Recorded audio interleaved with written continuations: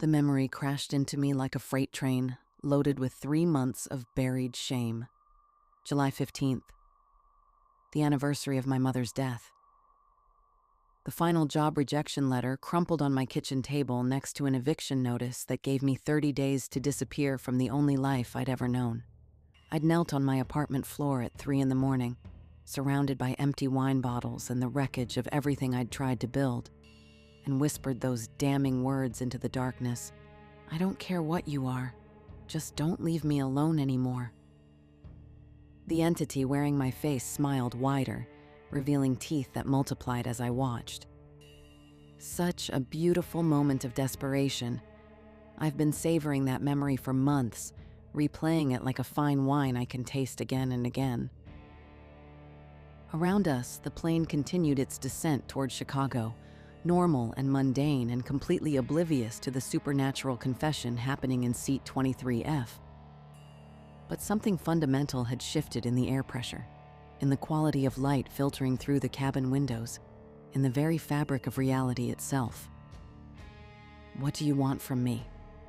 I demanded, my voice carrying across the cabin with surprising clarity. Several passengers glanced up from their phones and magazines, frowning at the disturbance. But they couldn't see what I was talking to. Couldn't see the 7-foot manifestation of hunger wearing my stolen features. The entity seemed surprised by my sudden boldness. Its form rippled like disturbed water, losing definition around the edges. "Your fear, Lena. It's all I've ever wanted. All I've ever needed. You taste of such exquisite despair, such perfectly aged loneliness. You're a vintage I've been waiting centuries to sample. Well, you've had enough. Now leave me alone." Its laughter came from everywhere and nowhere, a sound like breaking glass mixed with dying dreams. The businessman across the aisle looked around nervously, probably wondering where that horrible noise was coming from. "It doesn't work that way," the entity said, its voice growing louder, more substantial. "You opened the door. You made the bargain. Contracts written in desperation are binding across all dimensions of existence. I didn't know what I was doing. Ignorance doesn't void a contract written in blood and tears." The businessman across the aisle was staring now, his expression shifting from professional annoyance to genuine alarm. Behind me, a woman whispered to her husband in tones that carried across several seat rows. Is she talking to herself? Something shifted inside me, a lifetime of running from fears both real and imagined finally reaching its breaking point. The thing feeding on my terror was right. I had made a choice that night, but I could make another one now. "No," I said, the word carrying weight I didn't know I possessed. "This ends now." But the entity only smiled wider, revealing teeth that belonged in nightmares. "Oh, Lena, you still don't understand. This is exactly where I wanted you, surrounded by witnesses, making a scene, proving to everyone exactly how insane you really are."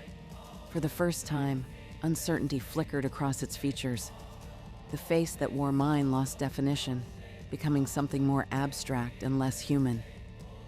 "You can't simply—" "I can," I interrupted, my voice rising above the cabin's ambient noise. "My fear belongs to me. My loneliness belongs to me. My pain, my grief, my struggles, they're mine, and I'm taking them back." More passengers were staring now, their conversations dying into uncomfortable silence. A flight attendant made her way down the aisle, professional concern written across her features. The entity writhed as if in physical pain, but its form was becoming more solid, not less. "You'll be alone again," it threatened, its voice growing stronger instead of fainter. "When darkness falls and loneliness returns, when the weight of existence crushes down on you like a stone, you'll call for me again. You'll beg for my company." "Maybe," I admitted, but the lightness I'd felt moments before was fading, replaced by a growing dread. But I'd rather face my demons than feed them. Ma'am? The flight attendant reached my row, her voice carrying professional calm wrapped around genuine concern. Is everything all right? Other passengers are expressing some concern about... She's talking to herself, someone said from behind me.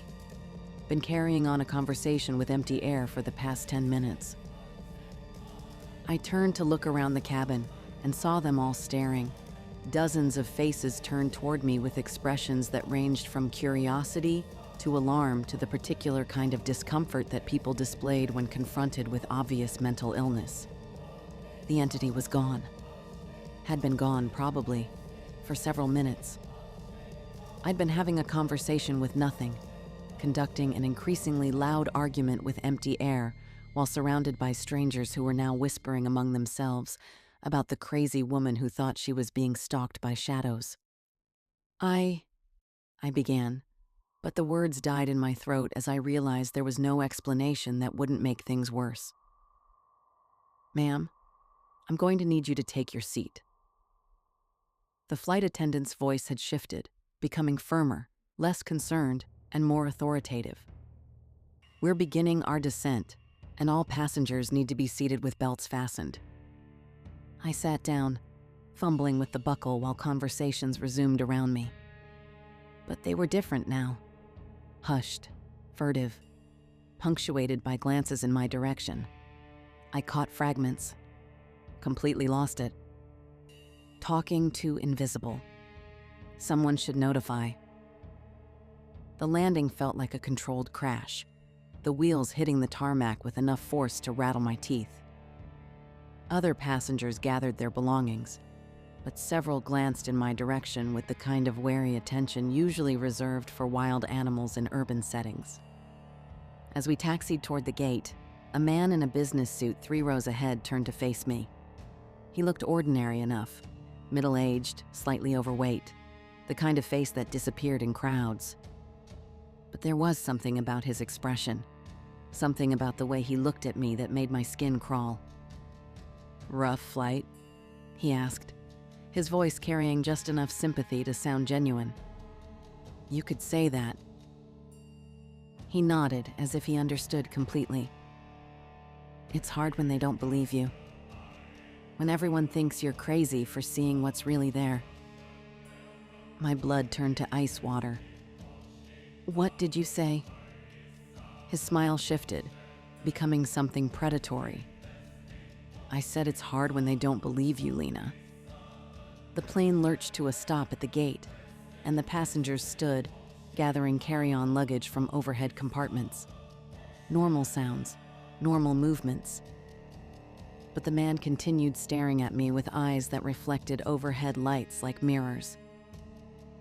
Ladies and gentlemen, we've arrived at Chicago O'Hare. The captain's voice crackled over the intercom. Local time is 11:47 p.m. Please remain seated until we reach the gate. But I was already standing, pushing past passengers who stepped aside with expressions of alarm and distaste. I needed off this plane, needed distance from the man whose eyes followed my movement with predatory intensity. The flight attendant blocked my path. Ma'am, you need to wait. Let me off this plane, I said, my voice rising above the cabin noise. Let me off right now. Other passengers were staring again, some reaching for their phones. The businessman with the mirror eyes was still smiling, still watching me with the patience of something that had all the time in the world. Ma'am, I'm going to need you to calm down. The flight attendant's voice carried new authority, the tone of someone trained to handle unruly passengers. If you don't return to your seat immediately, I'll have to call for assistance. You don't understand, I said, backing away from her and bumping into other passengers who recoiled as if mental illness might be contagious. He's one of them. He's not human. The businessman laughed, a sound that carried harmonic frequencies no human throat should produce. Other passengers heard it too. I could see them flinching, looking around with confusion as their minds attempted to process something that didn't fit within normal parameters. Ma'am, please return to your seat. The flight attendant was reaching for something clipped to her belt. Radio, phone, some form of communication that would bring help I didn't want. "He's not human!" I screamed, pointing at the businessman whose face was beginning to shift and blur around the edges. "Can't you see? Can't any of you see what he really is?" Passengers recoiled further, creating a circle of empty space around me. Some were filming with their phones now, capturing my breakdown for social media posterity. Others whispered among themselves in tones that carried clearly in the confined space, completely delusional. Dangerous. Should call security. "Federal Air Marshal," a voice said from behind me, calm and authoritative. "Ma'am, I need you to put your hands where I can see them and sit down immediately." I turned to find a woman in her 30s, unremarkable except for the badge clipped to her belt and the gun holstered beneath her jacket. Her eyes held the steady calm of someone trained to handle emergencies without emotion. "He's not human," I repeated, gesturing toward the businessman who was now grinning with teeth that were too sharp and too numerous. "Look at him. Really look at him." The air marshal glanced in his direction and saw only an ordinary man looking concerned about the disturbance. Her hand moved closer to her weapon. "Ma'am, I need you to calm down and cooperate," she said, her voice carrying the kind of authority that brooked no argument. "Turn around slowly and place your hands behind your back." "You have to listen to me," I pleaded, desperation making my voice crack. "There are things on this plane that aren't human. They've been following me, hunting me. I made a bargain I didn't understand. And now you're having a psychotic episode," she interrupted, producing handcuffs with practiced efficiency. "Turn around." The businessman's laughter grew louder, harmonizing with itself in ways that defied physics. But when I looked around the cabin, I realized I was the only one who could hear it. Everyone else, passengers, flight attendants, the air marshal, heard only my increasingly frantic accusations directed at a man who appeared perfectly normal to their eyes. "Please," I whispered, as cold metal closed around my wrists. "Please, you have to believe me." "Ma'am, you're being detained for disrupting a commercial flight and making terroristic threats," the air marshal said, her words carrying the weight of legal procedure. "You have the right to remain silent. Anything you say can and will be used against you in a court of law." The Miranda rights faded into background noise as I watched the businessman's face complete its transformation. Skin rippled like water, features flowing into configurations that belonged in nightmares. His eyes became holes in reality, and his smile revealed rows of teeth designed for purposes other than chewing food. But to everyone else, he remained a concerned passenger witnessing someone's public breakdown. They walked me off the plane in restraints, past rows of passengers who filmed my humiliation with phone cameras. The businessman followed at a distance, wearing his human mask, but allowing me glimpses of what lurked beneath when no one else was looking. Airport security took custody of me at the gate, adding more restraints and forms to fill out.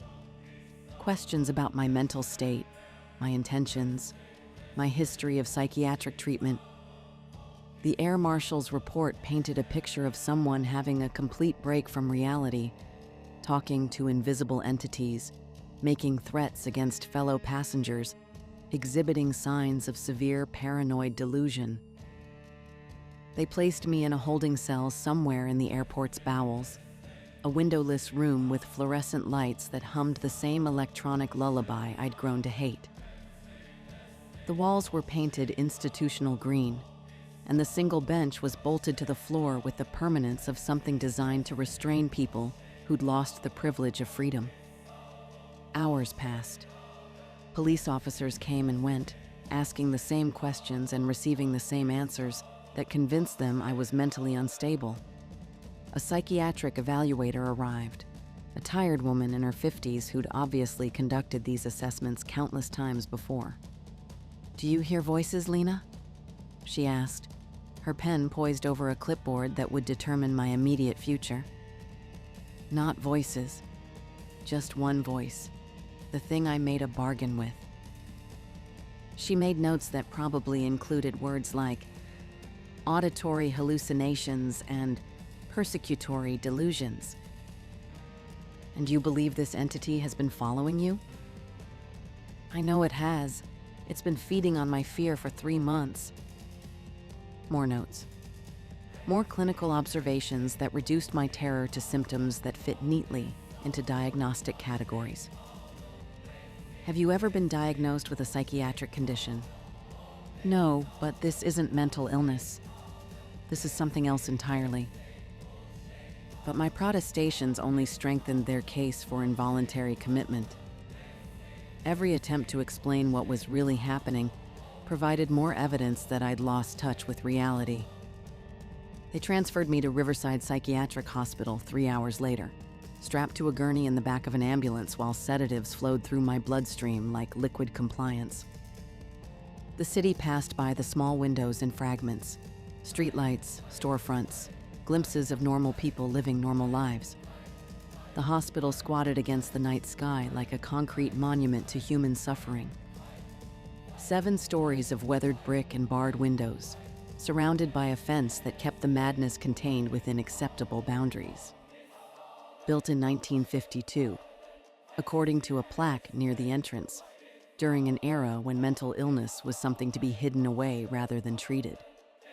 They processed me through admissions with the efficiency of a machine designed to handle human wreckage. Forms, assessments, inventory of personal effects that would be stored until discharge or death, whichever came first. My clothes were replaced with institutional garments that smelled of industrial detergent and other people's despair. The ward was a collection of rooms arranged around a central nursing station where staff monitored patients with the vigilance of zookeepers watching dangerous animals. Fluorescent lights hummed overhead with the same electronic requiem I'd learned to associate with places where hope went to die. My room was 8 feet by 10 feet, furnished with a bed bolted to the floor and a toilet that couldn't be used for purposes other than those intended. The window was reinforced with wire mesh and faced an interior courtyard where other patients wandered in circles during designated exercise periods. "Adjustment can be difficult," said the nurse who escorted me to my new home. Her name tag read Beverly, and her smile carried the professional warmth of someone trained to handle the mentally ill with practiced compassion. But most patients find routine helpful in managing their symptoms. She left me alone with my thoughts and the shadows that gathered in corners despite the aggressive fluorescent lighting. Within minutes, I felt it. The presence that had stalked me across the country, now contained within walls that were supposed to keep the dangerous separated from the sane. "Comfortable?" The voice came from everywhere and nowhere, carrying harmonics that made the air itself vibrate with evil energy. I looked around the room, but saw only institutional furniture and bare walls. No shadows moved independently of their sources. No figures lurked in corners where darkness gathered. Just an empty room in a psychiatric hospital where a woman who'd lost her mind talked to invisible entities. "What do you want?" I whispered, not caring if anyone heard me conversing with nothing. "What I've always wanted. Your fear, your despair, your exquisite loneliness magnified by the knowledge that no one will ever believe you again." The realization hit like a gut punch. This wasn't imprisonment. It was the perfect feeding ground. A place where my terror would be dismissed as mental illness, where my protests would be treated as symptoms rather than warnings, where I could scream about supernatural stalkers and be sedated for my own good. "They'll never let me out," I said, the words tasting like ashes. "Oh, they might. In a few years, when the medications have dulled you into compliance, when you've learned to say what they want to hear about accepting your illness and taking responsibility for your delusions." But by then, you'll have fed me so completely that there won't be enough of you left to matter. For 3 years, days blended into weeks blended into months in the antiseptic corridors of Riverside Psychiatric Hospital. The routine became my universe. Medication calls that arrived with the precision of a Swiss watch, group therapy sessions where broken minds shared fragments of shattered realities, individual counseling with psychiatrists who saw everything through the lens of chemical imbalances and synaptic misfiring. Dr. Harrison was assigned as my primary psychiatrist, a man in his 40s who'd built a career on treating patients who saw things that weren't there. He had kind eyes and a gentle voice, but his notes painted me as severely delusional, prone to violent outbursts when challenged about my paranoid fantasies. "The entity you describe," he said during one of our early sessions, "represents your own self-destructive impulses given external form. Your mind created this convenient scapegoat to avoid taking responsibility for your depression and isolation." "It's real," I insisted, knowing my protests only strengthened his diagnosis. "I understand it feels real to you, but feelings aren't facts, Lena. Recovery begins when you accept that these experiences are products of your illness, not external threats." The thing that stalked me grew stronger with each session, each failed attempt to convince someone of its reality. It fed on my growing desperation, my increasing isolation, my dawning understanding that I would never leave this place as anything more than a medicated shell of who I'd once been. Other patients came and went like tides washing against the shore of institutional care. Some genuinely ill, their minds fractured by genetics or trauma. Some victims of circumstance, caught in moments of crisis that had been misinterpreted as madness. Some simply unable to function in a world that demanded conformity to narrow definitions of sanity. I watched them shuffle through the hallways in their institutional clothing, saw the light fade from their eyes as months turned into years. The way they spoke in the careful, measured tones of people who'd learned that any deviation from expected responses brought increased medication and extended stays. I was becoming one of them. The medication made thinking difficult, turned emotions into distant abstractions that I could observe but not feel. Haldol, Risperdal, Zyprexa, a chemical cocktail designed to quiet the voices only I could hear. The pills arrived twice daily with the reliability of sunrise, dispensed by nurses who'd seen enough broken minds to recognize the signs of compliance versus resistance. "Good morning, Lena," Beverly would say, extending the small paper cup containing my daily dose of chemical restraint. "How are we feeling today?" "Better," I learned to respond, because that's what they wanted to hear. Progress, improvement, evidence that their treatment was working. But the entity that had followed me here thrived on more than just fear. It fed on hopelessness, on the slow dissolution of identity that came with long-term institutionalization. Each day brought more erosion, more pieces of my original self being consumed by something that grew stronger as I grew weaker. "You're looking better," Dr. Harrison observed during a session in my second year. "More stable. The medication seems to be helping with your delusions." I nodded because that's what he wanted to see. Agreement. Compliance. Evidence that his treatment was working. That the dangerous woman who'd talked to invisible demons was being successfully transformed into a manageable patient. "Do you still believe you made a bargain with a supernatural entity?" The pause before my answer lasted exactly 3 seconds, long enough to suggest consideration, short enough to avoid appearing uncooperative. "No," I lied, the words tasting like poison. "I understand now that it was my illness talking." "Excellent progress. Recovery is a process, but you're taking important steps." But recovery was the last thing happening. Each day brought more erosion, more pieces of my original self feeding the thing that had orchestrated this perfect prison. It was always there now, visible in my peripheral vision, growing more substantial as I grew less so.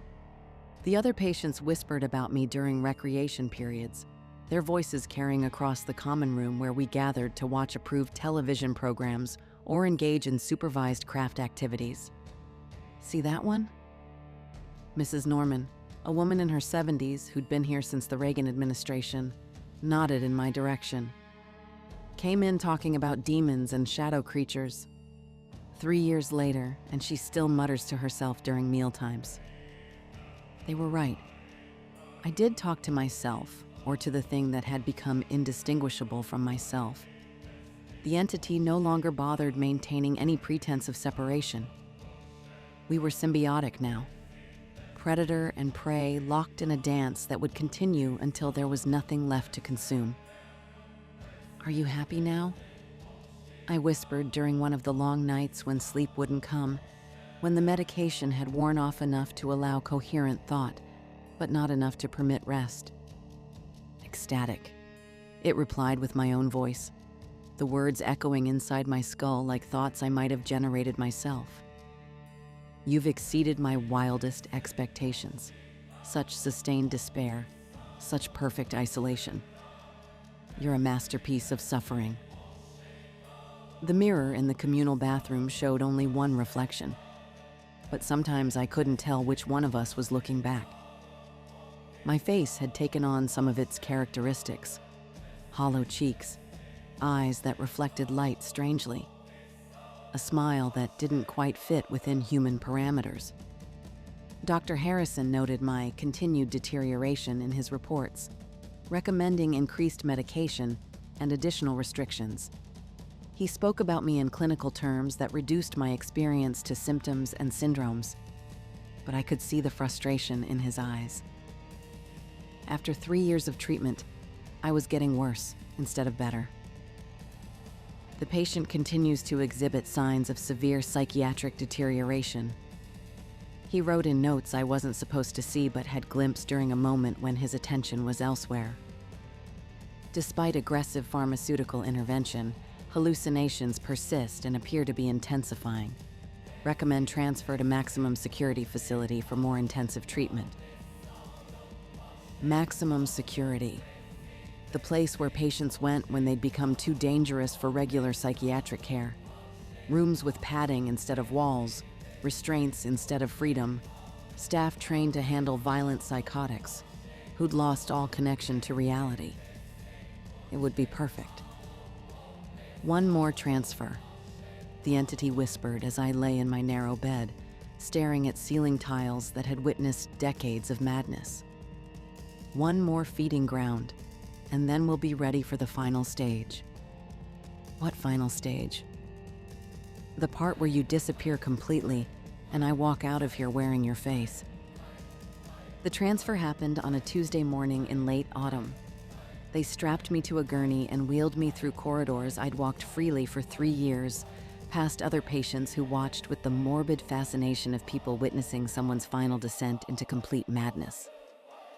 The maximum security wing felt different, heavier, more oppressive, as if the accumulated weight of human suffering had saturated the very walls.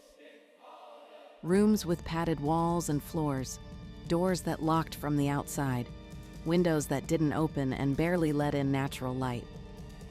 My new room was smaller than my previous accommodations, furnished with nothing that could be used for self-harm or violence against others. The walls were covered in vinyl padding that had been scrawled with messages from previous occupants, desperate pleas for help, rambling manifestos about government conspiracies, declarations of love for family members who'd long since stopped visiting. "Home, sweet home," I said to the empty room, my voice echoing strangely in the padded space. "Our final destination," the entity agreed. "The place where the last of you will be consumed, and I'll finally be free to walk in the world wearing human flesh." The staff in maximum security was different too. Larger, more watchful, trained to handle patients who'd moved beyond mere delusion into active violence. They spoke to me in the careful tones reserved for dangerous animals, maintaining distance even during routine interactions. Dr. Noor replaced Dr. Harrison as my primary psychiatrist. Younger, more aggressive in his treatment approaches, convinced that my treatment-resistant psychosis required more extreme interventions. "We're going to try electroconvulsive therapy," he announced during our first session, his voice carrying the clinical detachment of someone who'd delivered this news many times before. "Your previous treatment has been insufficiently aggressive. Sometimes the only way to reset a damaged brain is through controlled seizure activity. ECT, electroshock therapy." The ultimate admission that traditional treatment had failed, that my mind was so broken it required electrical jolts to function properly. "Will it help?" I asked, already suspecting the answer. "It might. At this point, we're running out of options." They scheduled the first session for the following week. Until then, I was confined to my padded cell with nothing but my thoughts and the entity that had grown strong enough to manifest visibly, even in the harsh fluorescent lighting. It stood in the corner now, wearing my face but wrong in ways that made my stomach clench with revulsion. 7 feet tall, composed of shadow and malevolent hunger, but recognizably me in all the ways that mattered. "Excited about your upcoming treatment?" it asked with my voice. "Will it stop you?" "Stop me? Oh, Lena, it will complete me. Each electrical shock will drive you deeper into madness, feed me more thoroughly than months of conventional despair. By the time they're finished trying to fix your broken brain, there won't be enough of you left to remember what you used to be." The first ECT session felt like drowning in electricity. They strapped me to a table, placed electrodes against my temples, and sent controlled seizures through my brain while I lost consciousness and forgot pieces of myself in the process. I woke up with gaps in my memory and words that wouldn't come when called. Simple tasks became complex puzzles. My own name sometimes felt foreign in my mouth.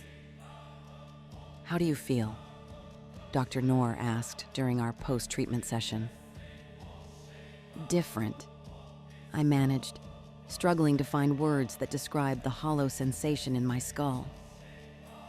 "That's normal. Memory issues are common immediately after treatment, but they usually resolve within a few weeks." But they didn't resolve.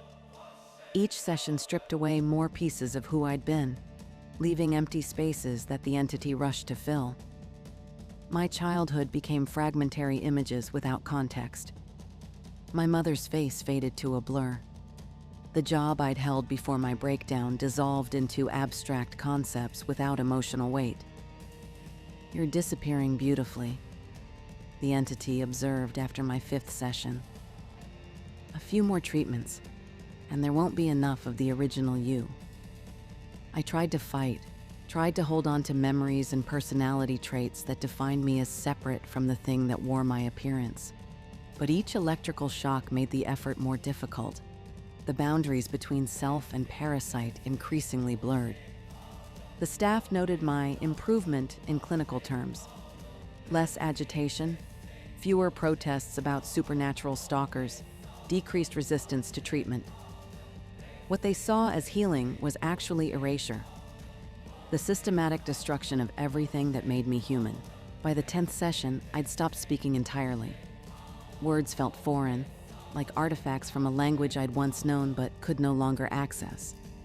The entity had grown strong enough to move objects, to manifest physically even when staff members were present, but they saw only a catatonic patient who stared at empty corners and responded to stimuli that didn't exist. "Remarkable progress," Dr. Noor noted in his files.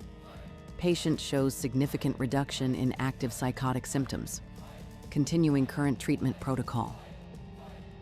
The 12th session was scheduled for a Thursday morning in December. They wheeled me to the treatment room on a gurney because I'd forgotten how to walk, positioned me on the table, and prepared the electrodes that would complete my destruction. "Any final words?" the entity asked. now standing beside the table wearing my face with perfect accuracy. I tried to speak, but could only manage whispers that carried no meaning to anyone but us. The anesthesia took hold, and I felt myself sliding into darkness one final time. When consciousness returned, I was no longer alone in my own mind. The thing that had stalked me for months, that had fed on my fear and despair until it grew strong enough to merge with my identity, looked out through my eyes at a world it was finally ready to inhabit. The staff saw only a psychiatric patient who'd responded well to treatment, whose violent delusions had been successfully managed through aggressive intervention. They moved me back to a regular ward, noting my calm demeanor and cooperative behavior. "Significant improvement noted," Dr. Noor wrote in his final report. "Patient demonstrates marked reduction in psychotic symptoms. Recommend continued medication and gradual reintegration into general population." But behind my eyes, something that had never been human smiled with stolen lips and planned its emergence into a world that would never recognize what walked among them. 6 months later, they released me. The woman who walked out of the facility looked exactly like Lena Morrison. She had the same identification, the same social security number, the same fingerprints on file with various government agencies. She spoke when spoken to, signed the appropriate discharge papers, and accepted the business card for a halfway house where she could continue her recovery. But the thing wearing her face had never been human. It had waited patiently in the darkness for someone desperate enough to make a bargain they didn't understand. It had fed on fear and loneliness until it grew strong enough to take what it had always wanted, a foothold in the world of the living. The doctors called it recovery. I called it consumption. And in the smallest corner of my mind that still remained recognizably human, I screamed silently into darkness that would never end, knowing that no one would ever hear, ever believe, ever understand that the entity they'd released back into the world was not the broken woman they thought they'd healed. The bargain was complete, the contract fulfilled, and something ancient and hungry walked freely among the unsuspecting, wearing the face of a woman who no longer existed, except as a whisper of consciousness trapped in her own skull. The real horror wasn't the monster in the shadows. It was the monster walking in plain sight, smiling with borrowed lips at a world that would never see it coming.